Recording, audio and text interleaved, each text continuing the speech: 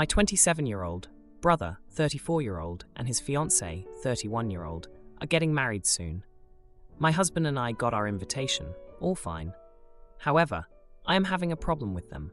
I am not a bridesmaid or in the bridal party because I have a baby and she is very young, 4 months now, and I was either pregnant or with a newborn during most of the wedding planning. So I am just a regular guest like everyone else, right? Well, my brother and his fiancée came over a few days after they sent the invitations because they wanted to talk to me. My future sister-in-law told me she has gotten a dress for me and she would like for me to wear it for their wedding. I was kind of like, okay, thanks. But why? You know? At first she didn't want to tell me why they chose a dress for me, but finally she told me that she thinks I tend to draw too much attention to myself. Last year, our other brother got married, and my future sister-in-law thinks that she doesn't want to risk having me show up similarly to their wedding. By the way, I wasn't wearing an inappropriate dress or white or anything like that. I was wearing a normal formal dress. I was very confused by this, and I asked what she meant, because as I said, I know how to dress up for a wedding. I reassured her that she shouldn't worry about being outshined, because for starters, it's her wedding day, and everyone will be paying attention to the bride and groom. And secondly, I won't wear an inappropriate dress with too much cleavage or something. Her family is rather conservative, so I thought maybe she was more scared of her family's reactions. We discussed this for a while, and she told me that the problem is my weight. She is a little overweight, and I'm not. I have always had problems gaining weight, even while pregnant. So she feels insecure, and that's why she wants me to wear a dress that would cover me completely. This is where I think I might be in the wrong. I told her that her insecurities were not my problem, and that it was weird to ask me to wear a certain dress just because I'm skinnier than her. She told me that she knew I would have this reaction because supposedly I always want to be the focus of attention. She also said that my life has always been easier, and it's not fair that I want to steal her wedding day as well. I asked her if she was doing this with every other woman who was skinnier attending the wedding, and she said no. So I told her that's a shitty move. We argued, and then my husband and brother got in between us too, so they argued as well. And finally we kicked them out, but not before I told them to enjoy their damn day because I wasn't attending the wedding, for which they accused me of being a drama queen and wanting to embarrass them by not going. Well, I'm calmer now, and this has caused quite a fight in our family as well. I admit that I was tired and stressed that day because my baby had been sick the entire previous day and night. So, I don't know, do you think I exaggerated here? Or were they truly rude to ask me something like this? Now, for a few comments before the update. Comment 1. Not the idiot. If the situation had been reversed, and you had been asking her to wear something specific because of her weight, you would have been accused of fat shaming. It was very rude of them to ask what they did. I could understand if you had a habit of turning up to these kinds of events in a bikini, but you don't.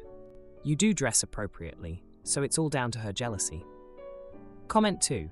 I saw at least one previous attempt to post this that got deleted, and Aita, because my unconfident, ugly, fat sister-in-law wants me, a hot, skinny girl with big breasts, to dress or act in a certain way due to insecurity, is a stereotype on am I the idiot at this point. If this is actually real, you know the answer. If this is probably fake, you know that you're the idiot for writing fiction. Now, for the update. Hey everyone, thanks for all the comments on my last post. It's been 3 months since the dress fiasco with my brother and his fiancée, and boy, do I have an update for you. After the big fight, things were icy for a while. My brother and I didn't talk for weeks, which was tough because we've always been close. He's the one who taught me how to ride a bike, and we used to team up for pranks on our older siblings. But this dress thing created a rift I wasn't sure we could mend. Then, out of the blue, my brother called. He sounded exhausted, like he'd been carrying the weight of the world. He apologized for the dress drama and admitted that his fiancée's insecurities had gotten the better of her. He confessed that he missed the way things were, especially our Sunday family dinners where I'd make my famous lasagna that he loved so much. I was still hurt, but I missed him too. So, we decided to meet up, just the two of us, at our old hangout spot where we used to go for ice cream as kids. It felt like a step back in time, and for a moment, the tension melted away. That's when he dropped a bombshell. He and his fiancée were going to therapy. He realized that their issues ran deeper than just a dress. It turned out that my future sister-in-law had been struggling with her self-esteem for years, ever since she was teased in high school for her weight. My brother was determined to support her through this, and he wanted me to understand where she was coming from. I was taken aback. I never knew about her past, and it made me see her in a different light. It was a reminder that everyone has their own battles. We talked for hours, and eventually we reached a compromise. They still wanted me to wear the dress they picked out, but they agreed to let me choose the accessories. I could add my own flair with jewelry and shoes, as long as the overall look was in line with their wedding theme. It wasn't perfect, but it was a start. The weeks leading up to the wedding were a roller coaster of emotions. My husband was still miffed about the whole situation, but he agreed to stand by me. We both wanted to be there for my brother, even if it meant swallowing our pride. The wedding day arrived, and I put on the dress. It was actually quite beautiful, a deep emerald green that complemented my eyes. With my chosen accessories, I felt like myself again. But just when I thought we were in the clear, another confrontation happened. At the reception, my brother's fiancée's aunt made a snide comment about how I was trying to upstage the bride with my flashy earrings. My husband, who's never been one to hold his tongue, fired back, defending me. It could have turned into another huge fight, but my brother stepped in. He reminded everyone that the day was about love and family, not earrings or dresses. His fiancée took his hand, and together they diffused the situation. It was a moment of growth for them as a couple, and I felt a surge of pride for my brother. The rest of the night was a blur of dancing, laughter, and a few tears. My brother and his new wife looked genuinely happy, and I was glad I hadn't missed it.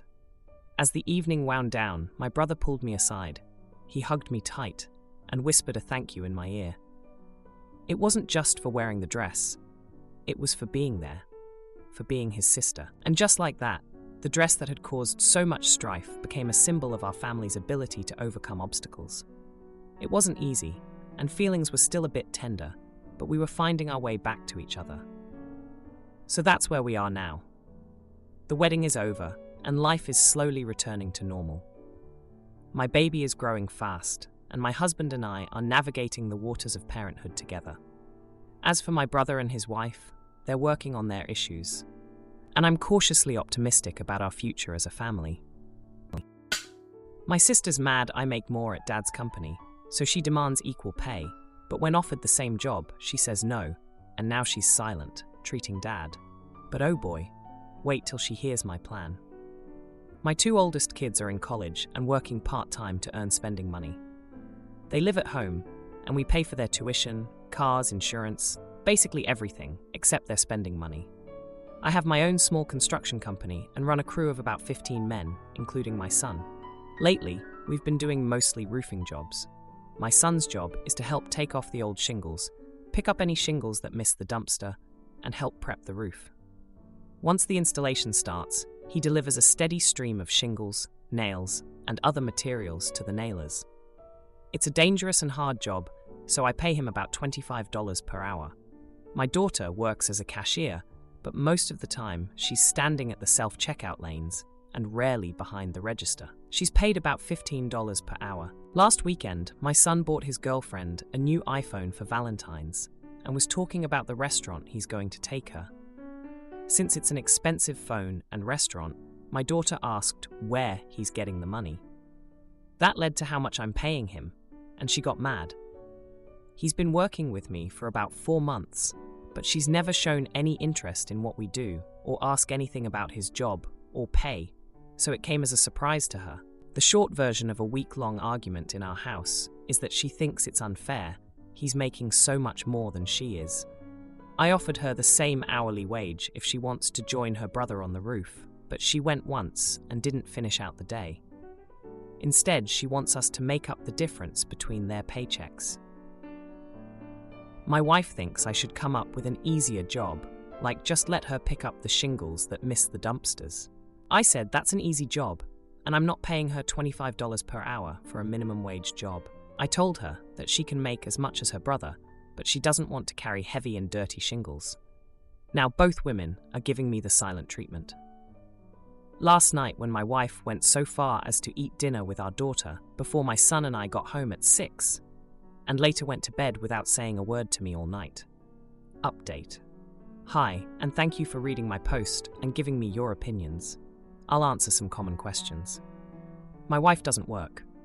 She stays at home and takes care of our younger kids. I didn't make it clear, but our daughter works for a grocery store, not for me. I have a very small company. With 15 men, I have 2 crews on large jobs, or 3 on smaller jobs. There's no bookkeeping or other positions she can do, because I do those on the weekends. There's only the construction positions. None of our kids have any interest in taking over my company, and it'll close when I retire. Our son just got accepted into dental school, and our daughter is almost done with her education degree. Our younger kids have their own dreams. Now, for a few comments before the update. Comment 1. Not the idiot. So in other words, she wants to be paid the same to do less. No, that is not how the real world works. You do the same work for the same pay. What she's asking is basically, I'm a woman, I get equal pay, without the equal work part that a lot of women fought for. Giving you the silent treatment like that is also pretty nasty. That's considered abuse by most modern standards for marriages, and manipulation when outside of a marriage. Comment 2. Not the idiot. This is a hill to die on, OP. You're paying your son a fair wage for the job he is doing. Your daughter is receiving a fair wage for hers. She needs to learn that she can't live off of handouts all her life, and that if she wants to be paid, then she needs to get a different job. She's an adult now and has to find her own way to get more money. Seriously, don't back down on this. Now, for the update. Hey everyone. Back with an update on the family drama that unfolded last month. You wouldn't believe the twists and turns we've had since then. So, after the whole argument about pay equality between my son and daughter, things were pretty tense at home. My wife was still giving me the cold shoulder, and my daughter was fuming about the whole situation. But then, something unexpected happened. My son, who's been working with me on the roofing jobs, came to me with a suggestion. He'd been saving up from his paychecks, not just for his girlfriend's iPhone, but also for something else. He wanted to start a small side business related to dental supplies, given his acceptance into dental school. He proposed that his sister could help him with the administrative side of things, and he'd pay her from the business earnings. I was impressed by his initiative and agreed to help him set it up. Meanwhile, my daughter was still working at the grocery store, but she started to take an interest in her brother's new venture. She saw it as an opportunity to earn more and learn some business skills. They started working together on the weekends, and to my surprise, they were a great team. My son's business idea took off faster than any of us expected, and my daughter was instrumental in managing the orders and customer service. As for my wife, she was initially skeptical about the whole side business thing. But when she saw how well our kids were working together and the extra money it was bringing in, she started to come around. She even started helping out with some of the logistics, using her organizational skills to streamline their processes. The biggest shock came when my daughter approached me one day, out of the blue, and asked if she could try working on the roofing job again. She said she wanted to understand what her brother's work was like and contribute to the family business. I was taken aback, but agreed. This time, she stuck it out for the whole day, and although it was tough, she gained a new respect for the hard work her brother put in. The dynamic at home started to change after that. My wife and daughter ended their silent treatment, and we all started having dinner together again. The conversations at the table were lively, with my son and daughter sharing their business successes and challenges. But wait, there's more. My daughter's experience on the roof gave her an idea for her education degree. She decided to develop a program for high school students to learn about different trades and careers, including construction. She pitched it to her college, and they loved it. they're now looking to implement it as part of their career services. As for my son's side business, it's been doing so well that he's considering expanding it. He's even talking about hiring a couple of part-timers to help out. And guess who's been giving him advice on managing a growing team? That's right, me.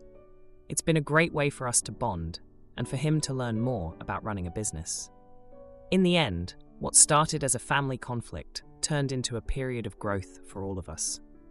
My son and daughter are closer than ever, working together on their business. My wife is happy to see the family working together harmoniously, and I'm proud to see my kids taking initiative and supporting each other. Cousin steals my pricey bike and loses it, so I threaten to call cops. But when I learn Uncle's been pawning Brad's future, I drop charges, and they scramble to pay me back. I, 31-year-old male, own an expensive road bike. It's my preferred mode of travel, so it was worth it to me to spend the extra $200,000. Or rather, I owned. Last week, my bike was stolen. Fortunately, my place's security cameras caught the thief. Unfortunately, the thief was my idiot cousin Brad, who is 15 years old. But freaking get this. By the time I realized the bike was gone, reported the theft to Brad's parents, and his parents confronted him, the bike was somehow stolen off Brad. The mother fricker lives just 10 minutes from me. What are the freaking chances? I asked Brad's parents just to reimburse me the cost of the bike, and I'll just forget it happened. I thought this was a reasonable ask because Brad's parents are very rich. My uncle, who is in his 50s, is the CFO at a decently sized company. It would not surprise me if he makes around $300,000 per year, if not more. So the price of my bike should be an absolute non-issue.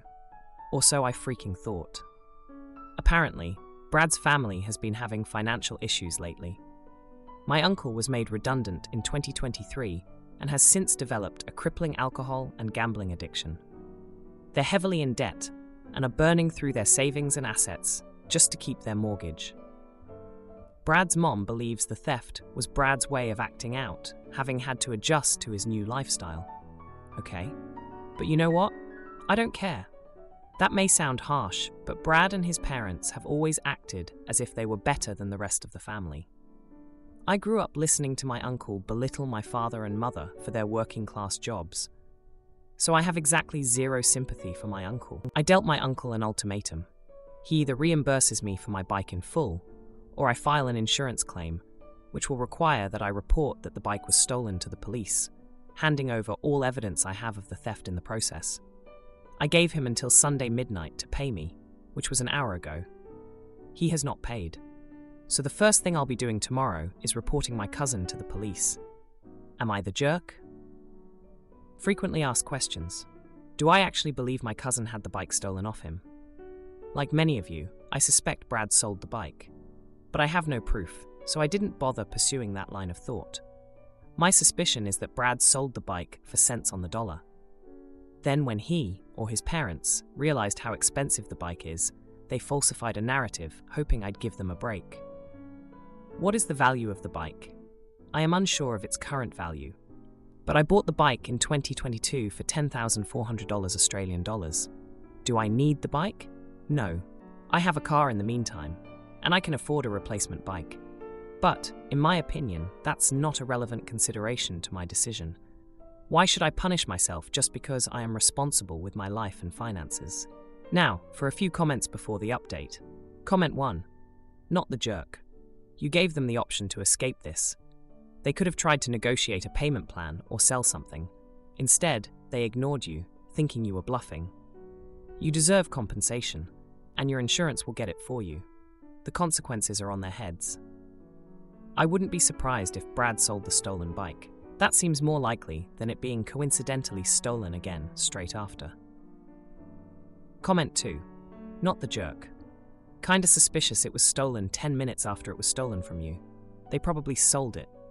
Either they reimburse you for the full cost or make a report. If it's his first time, he might only get community service or probation and still have to pay restitution, depending on the location. It's unlikely he will get a decade in prison or be charged as an adult.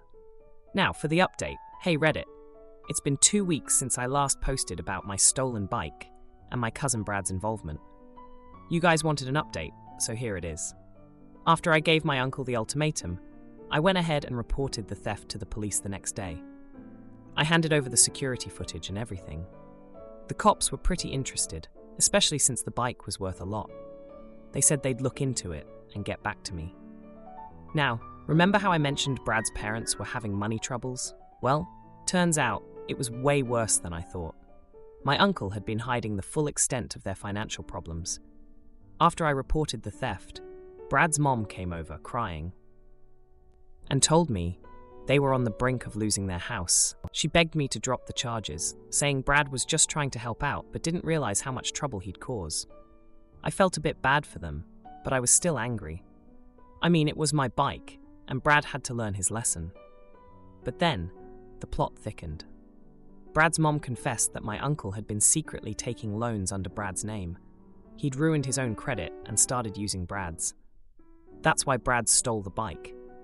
He was desperate to fix things before his credit was shot too. I was shocked. I knew my uncle had problems, but I never thought he'd stoop so low.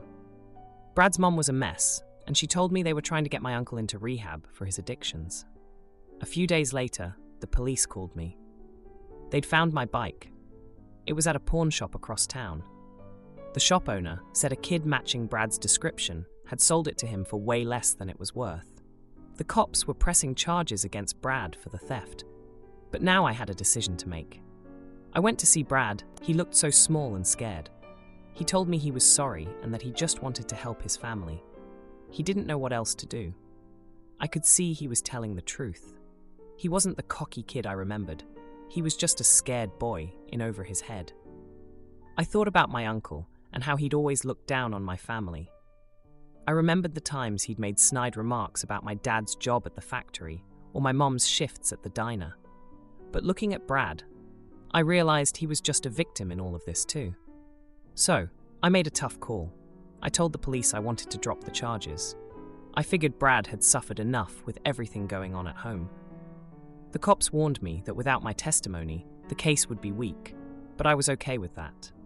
Brad's parents sold their car and some other stuff to pay me back for the bike. It wasn't the full amount, but it was enough to get a decent second-hand replacement. My uncle is now in rehab, and Brad's mom is working 2 jobs to keep things afloat. As for me, I've got my bike back, but it's not the same. Every time I look at it, I'm reminded of this whole mess. I'm trying to sell it now, hoping to get something that doesn't have such a complicated history. It's been a crazy couple of weeks, and I'm just trying to move on. Brad's been coming over to help me with some house projects as a way to make amends. He's actually a good kid when he's not under so much pressure. We're getting along better now, and I'm teaching him a bit about bikes and responsibility. If you like this video, you'll probably like these too. Also, while you're here, please consider subscribing. It's your support that keeps this channel alive and allows me to make better and longer videos. Have a great day.